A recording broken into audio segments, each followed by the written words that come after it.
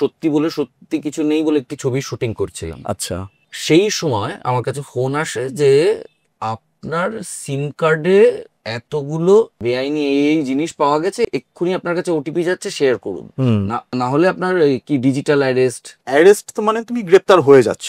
তো digital arrest ব্যাপারটা কি? মনে করো আমি কাউকে টার্গেট করলাম, যারা টার্গেট করে, যে ফ্রডস্টাররা টার্গেট করে, এরা সোশ্যাল মিডিয়াতে তোমাকে নিয়ে স্টাডি করছে। এরা কিন্তু খুব যে মানে নিম্ন মধ্যবিত্ত বা তার থেকে যারা নিচু লেভেলের যারা আছে তাদেরকে কিন্তু টার্গেট করছে না, করছে কাদেরকে, যাদের কাছ থেকে টাকা নিতে পারবে।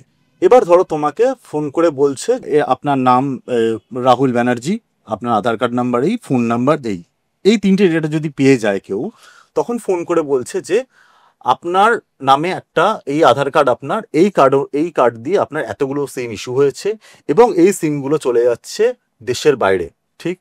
অথবা বলছে যে আপনার কোনো পার্সেল বুকিং আছে, যে পার্সেলটা মুম্বাই থেকে থাইল্যান্ড বা কম্বোডিয়া বা অন্য কোনো ফরেন কান্ট্রিতে যাচ্ছে এবং সেই পার্সেলটার মধ্যে কিছু এগুলো পাওয়া গেছে। নার্কোটিক সাবস্টেন্স আছে, যার জন্য আপনাকে অ্যারেস্ট করা হচ্ছে। কিন্তু পুলিশ আপনার বাড়িতে আসছে না, আপনাকে ডিজিটালি অ্যারেস্ট করছে।